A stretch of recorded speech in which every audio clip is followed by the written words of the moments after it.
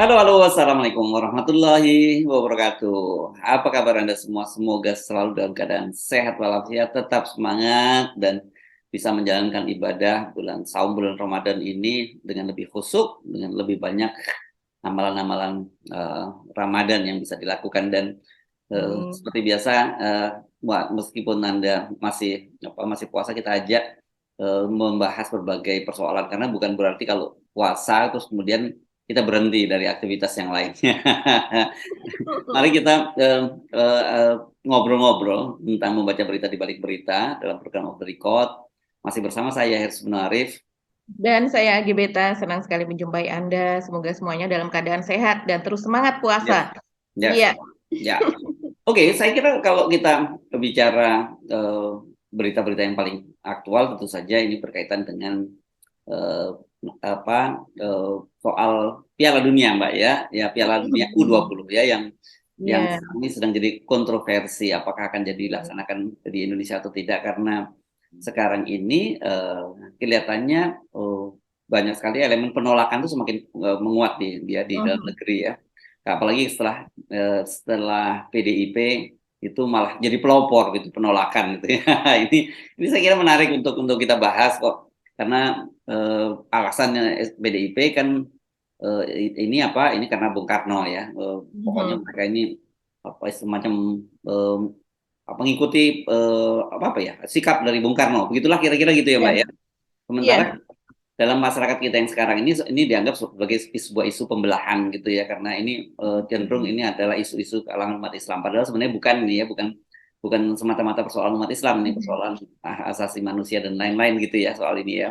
Iya. Dan satu Mhm. sisi orang juga mempersoalkan benar apakah memang soal-soal politik itu harus betul-betul dipisahkan dari olahraga gitu, karena faktanya FIFA sendiri kan juga mencampur adukan urusan politik dan olahraga jadi satu kan gitu ya, Pak ya.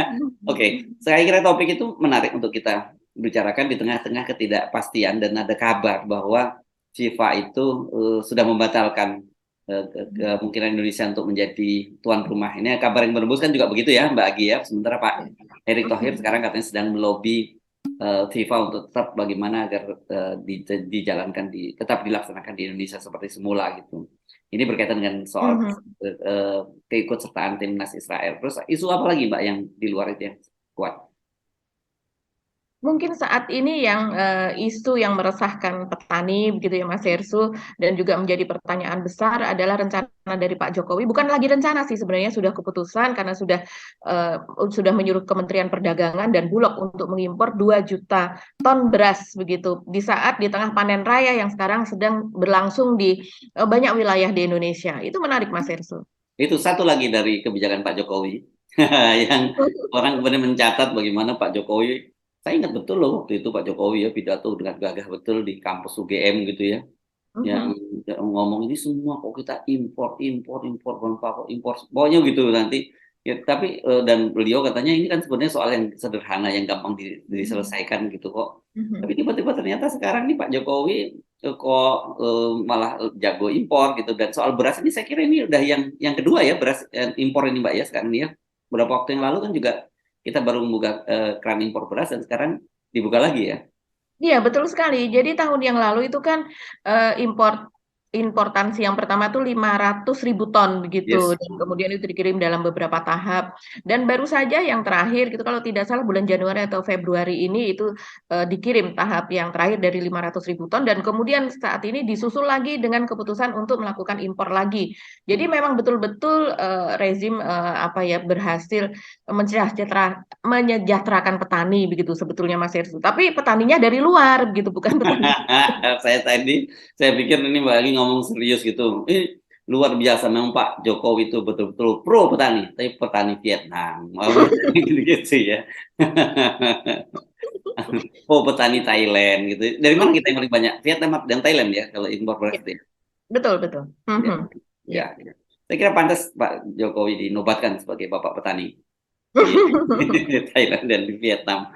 Oke, saya kira ini pasti banyak yang nguring-nguringan ini para petani karena dalam situasi semacam ini ketika panen raya kok tiba-tiba impor beras, dan juga orang menjadi bertanya-tanya sebenarnya peran Bulog itu di mana sih gitu ya kok sampai Ya, betul. semacam ini, karena Mhm. katanya stok beras itu habis, ada macam-macam soalnya. Saya kira kita bahas ini. Tapi topik utama kita tentu saja soal jadi tidaknya Piala Dunia U20 di Indonesia itu berkaitan dengan isu di tengah-tengah isu penolakan terhadap timnas Israel ya Mbak Gia.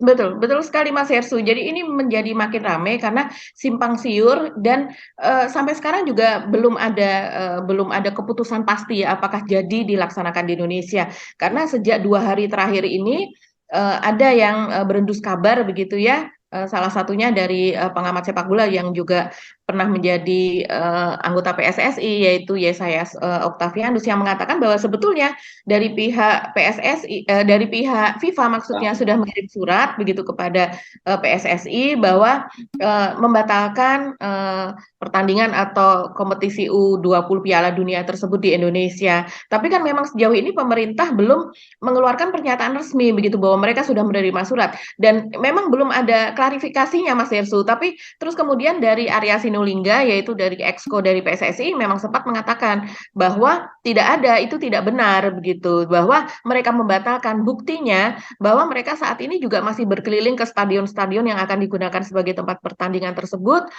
untuk mengecek prasarana di sana begitu dan kemudian saat ini juga Pak Erick Thohir kan disuruh oleh Pak Jokowi begitu untuk melobi FIFA ke markas pusatnya di Swiss. Jadi ini masih menunggu langkah dari apa hasil dari pertemuan dari Pak Erick Thohir sebagai Ketua Umum PSSI dengan pihak FIFA. Nah, itu juga yang dikatakan yang ramai ini juga cuitan dari Mas Gibran begitu ya. Dari Wali Kota Solo begitu sebagai tempat lokasi di mana akan dilakukan pertandingan. Ini pertandingannya kan memang ada di 6 provinsi Mas Hersu. DKI Jakarta, Jawa Barat, Jawa Tengah, Jawa Timur, Bali dan Sumatera Selatan. Nah, di Stadion Manahan Solo ini sendiri juga nantinya akan menjadi venue atau menjadi tempat pertandingan dan kemudian dia baru kemarin dia mencuit bahwa dia ada di belakang Pak Erick Thohir begitu dan dia juga menawarkan Solo sebagai tempat pengundian gitu ya atau drawing untuk pemilihan atau penentuan grup yang seharusnya pada tanggal 31 Maret yaitu besok itu dilakukan di Bali tapi kan kemudian sudah dipastikan tidak akan jadi di sana gitu. Bali yang ditunjuk oleh FIFA gitu secara khusus sebagai tempat dilakukannya drawing. Pekan lalu kan kita semua terkejut ya bahwa Pak Gubernur Bali Pak Iwayan Koster yang kita tahu juga sebagai kader PDIP itu menolak begitu dengan alasan yaitu tadi yang disebutkan Mas Hersu soal Palestina antara konflik Palestina dengan Israel tersebut begitu. Jadi sampai sekarang memang masih belum kepastiannya yang betul-betul pasti itu memang belum ada Mas Hersu. Jadi masih isu-isu kuat saja yang banyak berhembus gitu. Ya, ya. Dan menarik, tapi kalau soal Gibran ini menawarkan Solo sebagai venue, saya kira ini bukan isu ya, ini udah jelas sebenarnya ya. Dan ini menarik, kenapa? Karena posisi PDIP itu kan bukan hanya karena posisi Iwayan Koster atau Ganjar Pranowo yang notabene itu Gubernur Jawa Tengah, tempat Solo itu juga melakukan penolakan. Ini kan sikap resmi dari PDIP ya untuk melakukan penolakan itu, bahkan juga disampaikan oleh Sekjen PDIP Hasto Kristianto juga kan. Itu jadi clear ini adalah sikap resmi dari PDIP, bukan sikap resmi dari kepala-kepala daerah. Hanya saja memang isunya itu dimulai dari daerah di mana nantinya akan dijadikan venue untuk pertandingan Piala Dunia U20 begitu kan ya. Nah saya jadi melihat kalau begitu ini apakah dia di belakang Pak Erick Thohir sebagai ketua PSSI atau di belakang bapaknya gitu Gibran ini, karena kan kalau kita baca statementnya Pak Jokowi juga, statement yang terakhir Pak Jokowi kan juga Pak Jokowi masih menginginkan bahwa ini susah payah loh di lobby-lobbynya untuk menjadi tuan rumah dan sebagainya. Kalau sampai kemudian batal gara-gara isu penolakan timnas Israel masuk ke Indonesia itu, dan itu kan jadi serius ini. Dan Pak Jokowi sendiri kerja keras kan, Pak Jokowi sampai bertemu dengan dubes Palestina di Jakarta juga dan posisi dubes Palestina kan menjustifikasi apa yang sikap pemerintah gitu yang sebenarnya tidak ingin agar timnas Israel itu dipersoalkan kehadirannya kan gitu ya Mbak ya. Memahami gitu. Ya. Nah ini menarik karena bisa jadi ya. Jangan lupa bahwa ini kan apapun juga meski lepas dibungkus bahwa ini karena prinsip-prinsip yang dulu digariskan Bung Karno, iya kita paham soal itu, tapi orang tidak bisa melepaskan bahwa ini ada fakta-fakta politik di balik itu gitu ya. ada fakta-fakta persoalan menghadapi Pilpres 2024, pemilu 2024 dan kemungkinan ini kalau kita ngomong dari sisi pemilu ini kelihatannya PDIP maupun capres yang ingin diusung oleh PDIP itu nanti ingin memperbesar ceruk pasarnya terutama kepada kalangan umat Islam kan itu harus mau nggak mau kita lihat seperti itu. Beda lah kalau kalau misalnya karena PKS atau yang lain yang menolak itu ya itu memang mereka di situ ininya mainnya. Tapi kalau ketika tiba-tiba PDI masuk itu kan orang mesti boleh curiga semacam itu meskipun apa yang disampaikan oleh PDI itu benar gitu bahwa Bung Karno itu dulu bahkan sampai membuat pekan olahraga sendiri ya apa istilahnya apa dulu Ganevo ya kalau nggak salah Pak Bung Karno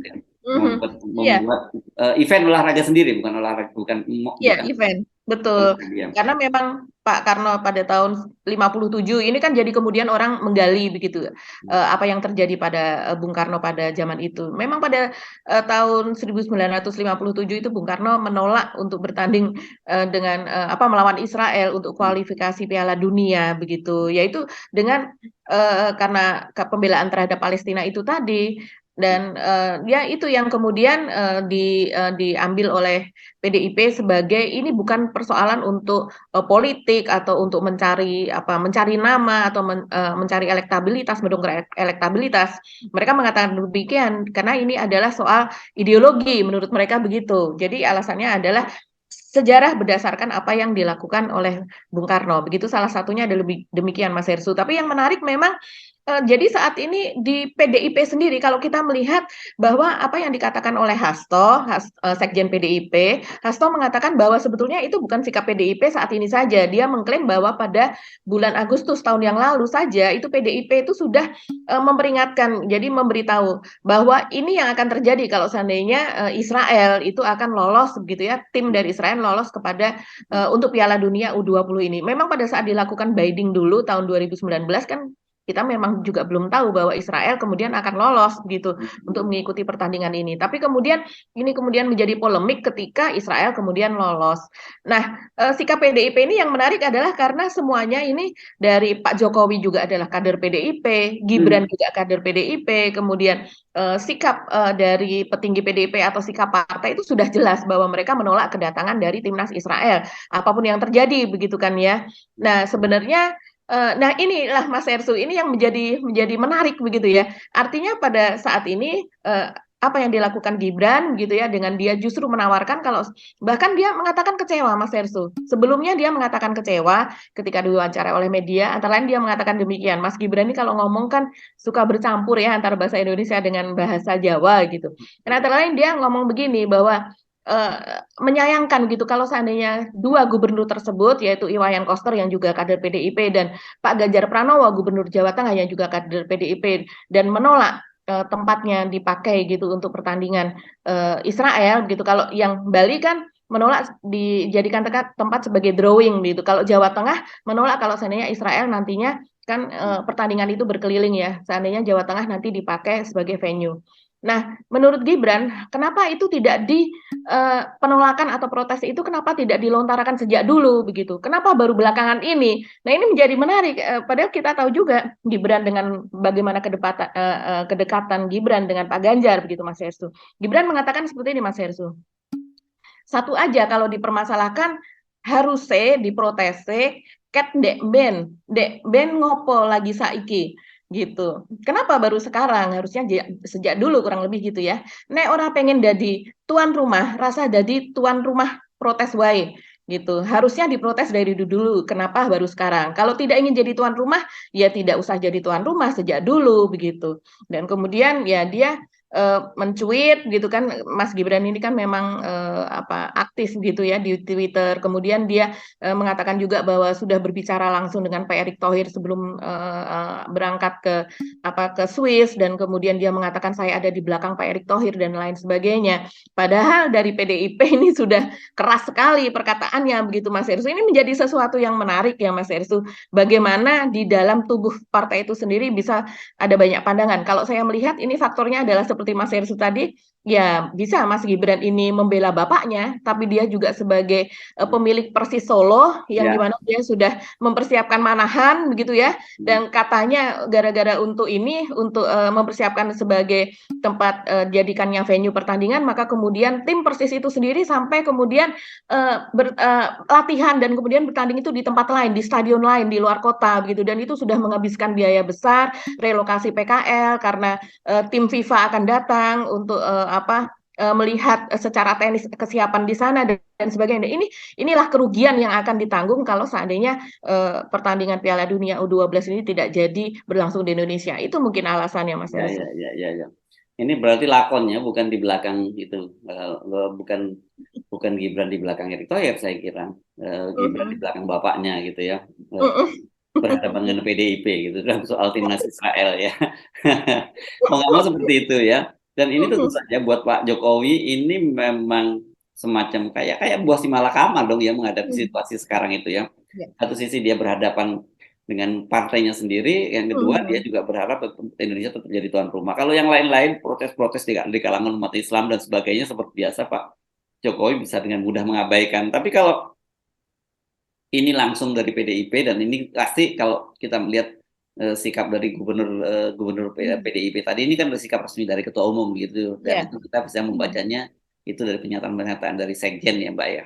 Betul, betul, betul sekali. Jadi sebenarnya dari PDIP beberapa yang di DPR pun juga mengatakan hal yang serupa begitu. Jadi memang itu sepertinya sudah menjadi sikap partai dan sikap partai ini sebetulnya kalau kita melihat-lihat yang sudah-sudah apa yang terjadi di sikap partai ini harus diikuti oleh para kadernya di tingkat bawah, apalagi seandainya kader itu menjadi gubernur, wali kota, bupati dan sebagainya. Nah, kita melihat ini nantinya seperti apa nih kira-kira PDIP nih tindakannya Apa kepada ya Mas Gibran sikapnya? gitu.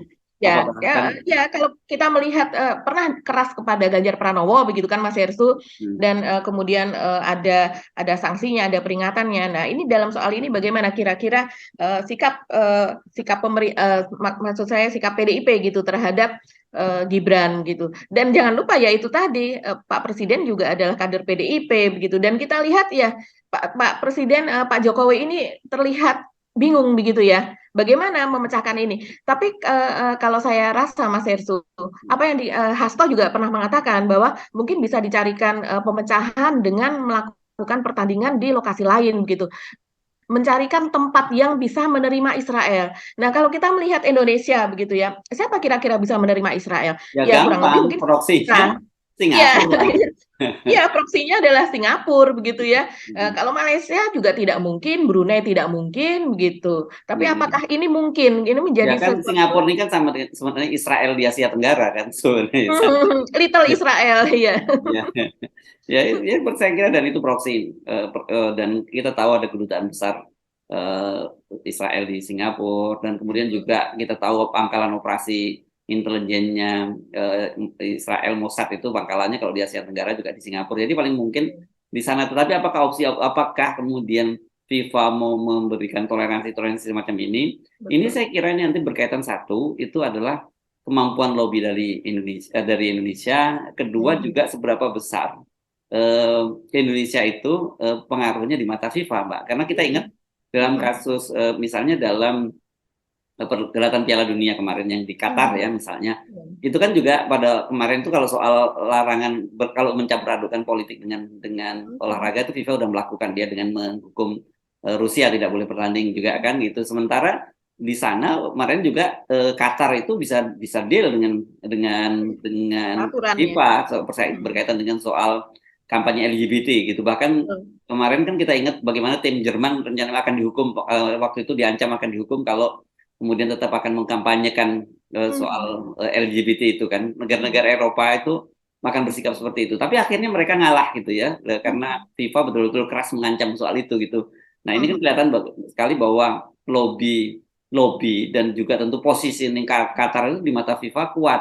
Tapi pertanyaan kita semua apakah Indonesia punya positioning atau posisi tawar yang sekuat Qatar dalam soal ini gitu. Iya betul, seharusnya seharusnya Indonesia kuat ya, karena dengan jumlah penduduk yang sebesar ini dan bisa dikatakan fanatik kepada sepak bola dan sepak bola menjadi olahraga yang utama di Indonesia. pada setiap pertandingan resmi FIFA itu kita kan menjadi penonton besarnya FIFA begitu. Kita untuk saluran-saluran televisi di Indonesia begitu, siapa yang mendapatkan hak itu kan membayar sangat besar kepada FIFA begitu Mas, kepada apa broker yang mempertandingkan itu, dan itu memberikan keuntungan yang besar juga untuk Ya, FIFA ya. begitu Mas. Seharusnya sih iya kita dipungkiri. Harusnya ya, tapi gini, saya memberikan contoh yang sama kalau berkaitan dengan itu ya. Betapa lobby kita itu, lobby diplomasi kita itu sangat lemah itu misalnya dalam soal penyelenggaraan haji. Ya, Hmm. itu antara kita itu juga jemaah haji terbesar loh di dunia itu ya, Ya. terbesar, umat Islam juga terbesar. Hmm. Tapi kalau kita lihat bagaimana kita dibandingkan dengan Malaysia, misalnya yang cuma 1/10-nya Indonesia pun kita itu kalah lobby-lobby kita dengan pemerintah Saudi Arabia. Di sana pun menggunakan petunjuk-petunjuknya. Saya nggak tahu kalau sekarang, kalau kita beberapa waktu yang lalu haji itu menggunakan bahasa Melayu bukan bahasa Indonesia. Padahal kan penjumlah jemaah haji kita jelas itu 10 kali lipat dari jemaah haji Malaysia. Belum lagi soal umroh. Kita kan juga juaranya kalau umroh ke orang Indonesia itu.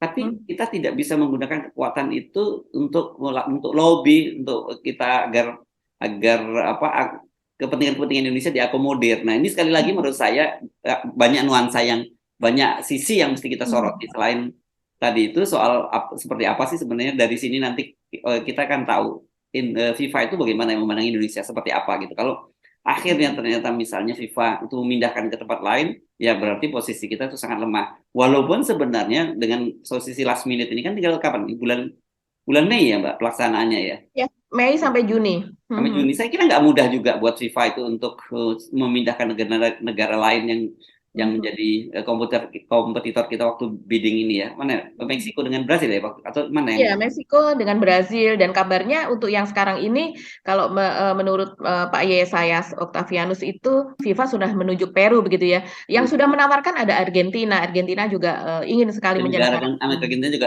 lagi babak belur juga ekonominya Iya, juga. padahal secara ekonomi babak belur, tapi memang ini pertandingan bergengsi dan kemudian juga mendapatkan sorotan dunia. Jadi kalau seandainya bisa menyelenggarakan, memang memiliki dampak ekonomi begitu Mas Herkusu yang secara signifikan. Secara ini adalah sepak bola gitu ya.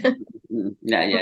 Ini menarik sekali karena meskipun dibantah oleh PDIP, saya kira tidak bisa lepas dari soal politik ya, ada muatan-muatan politik dan tentu saja sebenarnya bagi Pak Jokowi pemerintah sendiri juga ada muatan politik juga dengan keberhasilan menyelenggarakan Piala Dunia ini dan juga buat Pak Erick Thohir yang baru saja terpilih sebagai ketua umum ini kan juga bisa jadi panggung sendiri juga gitu. Kalau ini sampai gagal, saya kira ini salah satu panggung terbesar yang dimiliki oleh Pak Erick Thohir untuk menuju Pilpres 2024 juga kan, Mbak Agi.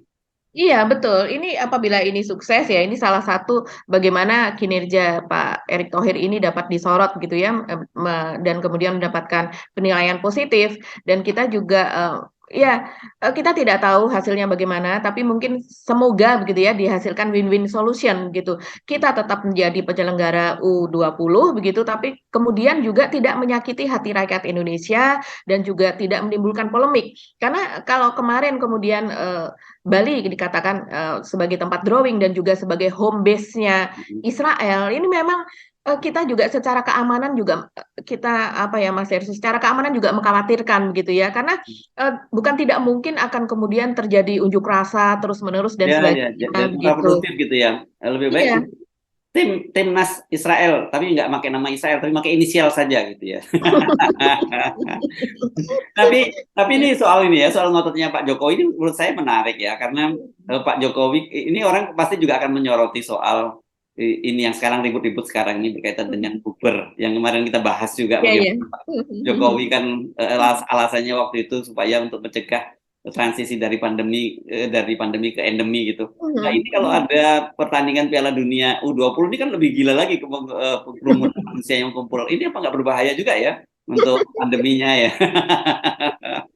Iya, iya, iya, iya. Sekarang kemudian bergeser ya, sepertinya soal pandemi itu kemudian agak-agak tidak terlalu dibicarakan gitu oleh pemerintah dan mereka kemudian bergeser kepada soal soal menghemat begitu ya, soal penghematan, bagaimana biaya pemerintah itu tidak dikeluarkan untuk bukber begitu yang seringkali itu dilakukan secara mewah mungkin di tempat yang apa. Jadi tidak efektif begitu. Sekarang sepertinya digeser ke sana Mas Hersu. Pada itu tadinya adalah ya nggak tahu tujuan sebetulnya itu apa begitu karena alasannya kan memang soal pandemi dan soal ini kita jadi bingung. Ya itu tadi kalau seandainya ini terjadi ya kita akhirnya ya mungkin jadi salah satu bahan ledekan kepada pemerintah juga ya Iya. bagaimana bola ini yang datang ini puluhan ribu pasti setiap Iya. pertandingan yang Dan namanya banyak orang datang Indonesia dari gitu. luar negeri juga datang. Ini kan bawa, Betul. bisa juga bawa virus ini kan gitu. Nah, jadi ini betul-betul ini karena banyak sekali kebijakan-kebijakan yang inkonsisten ya akhirnya seperti sekarang nih. Kalau orang Jawa nyebutnya bingungi dewe gitu ya. Ya. Ya, padahal ini untuk drawing itu sudah tanggal 31 Maret kan rencananya jadwalnya. Jadi artinya besok ya. Sekarang kan tanggal 30 Maret dan kemudian besok drawing begitu ya. Dan Hari dan, ini dan masih tanggal 29, Mbak. Jadi dua. oh berarti 2 hari lagi ya. 2 hari lagi. 2 hari lagi sudah harus drawing dan drawing itu biasanya diikuti oleh perwakilan dari masing-masing negara begitu. Dan sehingga dan venue-nya juga harus dirancang. Jadi mungkin bisa jadi akan mundur gitu ya Mas Ersu. Saya Seperti kira ya, karena nggak mungkin tiba-tiba mendadak diumumkan yes tetap jalan sementara kan mereka juga harus research segala macam tiket, hotel apa dan sebagainya gitu. Ya memang dari sisi itu akan banyak sekali kerugian ya ya. buat Dan yang para menarik, satu lagi yang menarik Mas Ersu, ini PSI, lagi-lagi PSI kan memang suka PSI berpendapat apa ini ya? PSI ini apa?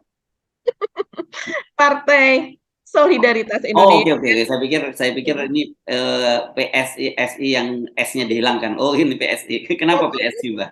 Iya eh, eh, dia dia menyayangkan, kecewa gitu ya tampaknya ya bahwa dua gubernur tersebut yaitu Pak Iwayan Koster dan juga Pak Ganjar begitu Oh, ini Pak Ganjar gitu yang dukung-dukung iya, yang di yang didukung. ya ya.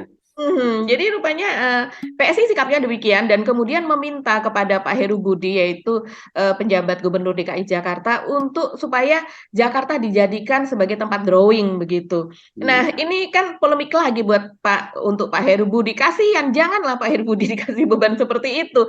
Nanti kalau seandainya Israel datang saja sudah ada kelompok begitu kan tentunya yang akan menjemput kita tapi dalam posisi mungkin memprotes gitu ya demo dan sebagainya di Jakarta apalagi kalau dijadikan tempat drawing begitu Ya. jadi dan Pak Heru sudah menjawab bahwa itu urusannya adalah urusan PSSI begitu. Ya, jadi judulnya mungkin Pak Heru minta PSI jangan turut campur urusan PSSI, gitu ya. Oke. Apalagi Oh, meminta Pak Heru pada posisi terjepit begitu kan. ya, ya. Katanya enak aja gue dikasih masalah baru. Pak Heru gue aja pusing urusan. Masalah sekarang aja lagi pusing begitu ya. Ini cari gara-gara Pak PSI ini dengan Pak Heru Budi.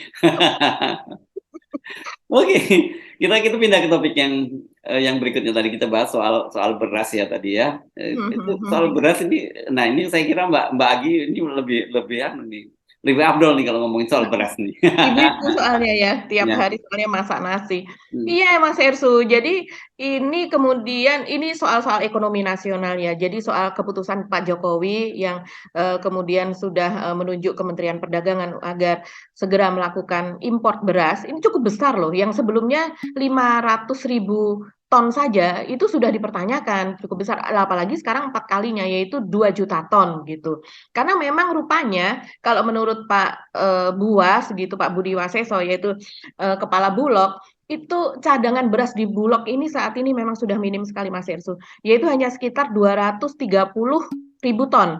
Padahal mulai bulan ini begitu Bulog harus sudah menyalurkan 210.000 ton untuk untuk bansos gitu untuk bansos ke masyarakat sekitar 21 juta penerima bansos tersebut. Nah, artinya kalau 230.000 ton dikurangi 210, hanya tinggal berapa? Hanya tinggal 20.000 ton cadangannya nanti. Padahal 210.000 ton itu harus diberikan tiap bulan, Mas Hersu, sampai beberapa bulan ke depan begitu. Nah, inilah yang kemudian menjadi pertanyaan, kenapa Bulog tidak bisa menyerap beras petani begitu? Padahal saat ini kan sedang ada panen raya. sedang panen raya. Pak Jokowi kan kita tahu kemarin di Kebumen ya Mas Ersu. Sesudah itu di Jawa Timur. Jadi dan itu adalah hanya simbolis saja karena sebetulnya panen raya ini terjadi di banyak tempat di Sulawesi, di Sumatera, di NTB dan sebagainya begitu. Dan masih berlangsung gitu ya, tidak hanya bulan Maret ini sampai bulan depan pun juga masih ada panen raya. Kenapa di tengah panen raya ini pemerintah malah justru memutuskan untuk mengimpor beras dan jumlahnya cukup signifikan yaitu 2 juta ton. Nah, inilah Mas Ersu yang menjadi persoalan begitu. Kenapa pemerintah tidak bisa bersaing dengan pihak swasta? Artinya panen raya ini kalau Bulog tidak bisa menyerap beras dari petani, ini siapa yang menyerap? Kan pasti harus ada pihak lain yang menyerap beras dari petani kan. Artinya ini adalah peran swasta yang besar. Tapi sejauh ini memang dari Bappenas, Badan Pangan Nasional juga menolak bahwa Bulog tidak bisa bersaing dengan swasta. Tapi kalau saya, misalnya saya ditanya, saya pribadi, saya melihat memang peran Bulog ini makin lama seperti makin dikecilkan oleh Ya. pemerintah ya Mas Ersu di masa Pak Jokowi ini. Bukan Bulog tidak bisa, kalau Bulog ini didorong karena Dan disupport gini, penuh katakanlah gitu ya. betul disupport penuh Mas Ersu. Sekarang ya Bulog kalau seandainya mau mengimpor, itu uangnya dia pinjam dari bank Mm-mm. dengan bunga Bunga kredit yang komersial ya. ya, dengan bunga komersil begitu. Nah, bagaimana Bulog ini dibebani tugas sosial, yaitu untuk melakukan intervensi pada saat harga beras itu tinggi, seperti sekarang, dari sejak akhir tahun lalu kan harga beras itu memang melonjak terus ya, nggak turun-turun, malah naik terus begitu. Nah, bagaimana Bulog ini melakukan intervensi begitu. Nah, artinya dia tidak sama dengan BUMN lain yang memiliki fungsi komersil lebih banyak begitu. Bulog ini kan tidak bisa memiliki fungsi komersil yang seperti itu begitu. Sementara sejauh ini kebijakan dari pemerintah ya Bulog itu harus bisa menghidupi dirinya sendiri begitu dan kemudian dia harus bisa juga menjaga keseimbangan harga beras. Nah, ini kan sulit Mas Hersu. Jadi sebenarnya keberpihakan dari pemerintah dalam hal ini kalau saya melihat sih demikian. Ya, ya. Dan itu dana untuk beli 2 juta beras impor itu kan sebenarnya itu dari pemerintah juga ya, dan itu pasti tidak ada kaitannya dengan dana komersil, bukan dana pinjaman kalau yang itu ya. Iya, iya Mas Hersu. Jadi kalau untuk impor dan sebagainya begitu, kalau karena posisi Bulog saat ini kan memang sudah menjadi BUMN ya, Hmm. yang kemudian artinya begini, Bulog pun juga ya seperti BUMN yang lain dia juga memiliki piutang di luar gitu. Kabarnya saya lupa nilainya, tapi piutangnya itu cukup cukup besar gitu ya, ada triliunan. Nah, itu yang hutang-hutang yang seperti itu padahal dia juga harus tetap membayar bunga kepada bank. Nah, untuk BUMN yang memiliki tugas sosial lebih tinggi daripada tugas komersilnya, seharusnya pemerintah bisa apa ya melakukan memberikan bantuan begitulah, memberikan bantuan entah itu dinamakan subsidi atau pinjaman lunak atau apa yang seperti apa agar tugas Bulog ini memang betul-betul dapat berjalan dengan baik. Karena sebelumnya dulu Bulog ini kan sudah berjalan dengan baik di masa Pak Jokowi juga, tapi sejak 2 tahun terakhir ini kinerjanya memang terus menurun. Nah, itulah yang dipertanyakan oleh para pengamat, begitu Mas Ersu, oleh Serikat Petani Indonesia dan sebagainya. Karena sekarang ini dengan adanya pengumuman bahwa pemerintah akan melakukan importansi 2 juta ton itu tadi, itu secara psikologi sudah langsung mempengaruhi petani begitu. Karena dilakukan di tengah panen raya, walaupun barangnya belum ada ya. Saat ini kan petani sedang menikmati harga tinggi begitu ya, harga tinggi. Nah, sekarang dengan adanya itu secara psikologis mereka akan merasa tertekan begitu Mas Hersu. Dan seharusnya ini tidak terjadi begitu karena memang dikatakan bahwa produksi kita itu mencukupi, produksi kita itu melimpah. Hanya masalah tidak terserap oleh Bulog itu tadi. Yang katanya panen raya tapi baru terserap itu sekitar 50 ribu ton gitu. Ini kan kecil sekali jumlahnya karena Bulog itu seharusnya memiliki cadangan sekitar 1,2 juta ton. Cadangan yang harus ada supaya dia bisa bebas dan longgar dalam melakukan operasi pasar, intervensi ke pasar dan sebagainya. Nah, sekarang dengan cadangan yang sekitar 200 juta ton itu riskan sekali untuk kondisi saat ini.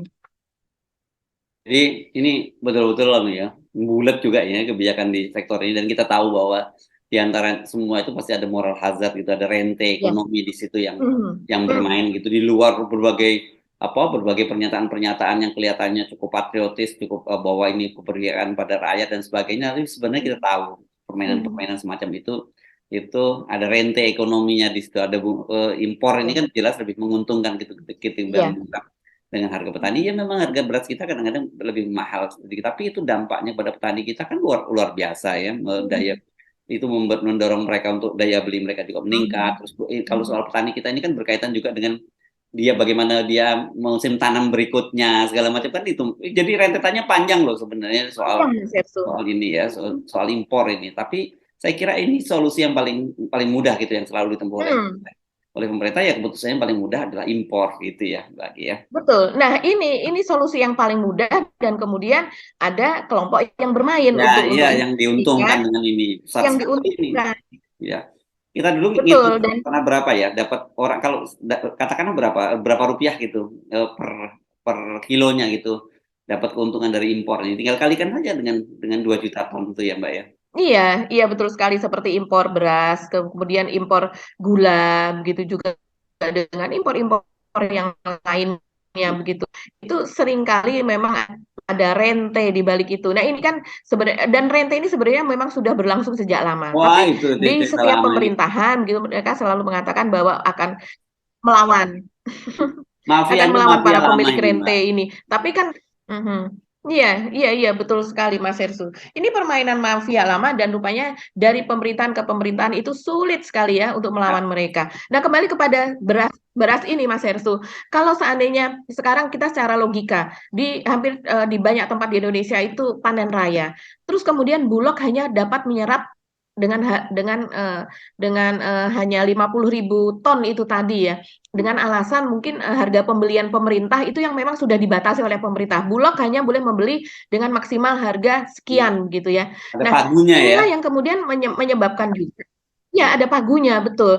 Nah, tapi di luar sana ini kan ada swasta yang dapat menyerap beras dari petani itu dengan harga yang sedikit lebih tinggi saja. Petani mungkin sudah menjual ke pihak lain Ya, ya, ya, ya. tersebut gitu, dan kemudian mereka ini yang dapat mempermainkan harga di luar gitu. Nah, Ya, ini yang harusnya diatur Mas Ersu. Harusnya tidak bulat seperti ini begitu. ya, oke. Iya, dan kemudian selain itu, Mas Hersul, selain soal kebijakan impor dan seperti ini, itu juga sepertinya kebijakan mendasarnya itu yang harus dibenahi, yaitu bagaimana petani bisa mendapatkan benih dengan lebih mudah, lebih baik, begitu ya. Dan kemudian juga soal pupuk dan sebagainya, bagaimana itu dipermudah, dan kemudian juga dengan harga yang tidak terus-terus naik, begitu. Kan kalau sejauh ini begitu untuk mendapatkan pupuk bersubsidi saja itu sudah sangat terbatas. Hanya kelompok petani tertentu dengan persyaratan tertentu untuk bisa mendapatkan pupuk subsidi. Nah, yang lainnya itu ya pupuk komersil. Pupuk komersil kalaupun mereka punya uang begitu, belum tentu barangnya ada begitu. Ya. Ini tidak hanya di soal beras ya, ini juga di perkebunan apa dan sebagainya. Inilah yang seharusnya ini dibenahi begitu. Dan ini sangat-sangat membuat ketahanan kita rapuh, ini adalah soal ini Mas Erso. Yes. Oke, Mbak Agi, nggak kerasa juga kita harus mengakhiri perbincangan kita kali ini dengan 2 topik yang saya kira ini beras ini memang sering orang nggak terlalu peduli dengan soal-soal begini, tapi ini serius loh, ini masalah perut, Ya. perut rakyat, dan juga soal bagaimana keberlangsungan hidup para petani kita gitu ya. Oke, Mbak Agi, kita mesti pamit ya Mbak Agi ya. Saya Hersbun Arif. Dan saya Agi Beta, terima kasih atas perhatian Anda. Jangan lupa nobar di Komisi 3 dengan Ya, Pak Mahfud MD ya Mas Hersu. jadwal ya, oke. Mungkin ada di Hersu Benopoin ya. Yes, oke, baik. Makasih Mbak Agi. Tetap 0% ya. Salam 0%. Wassalamualaikum warahmatullahi wabarakatuh. Wabarakatuh.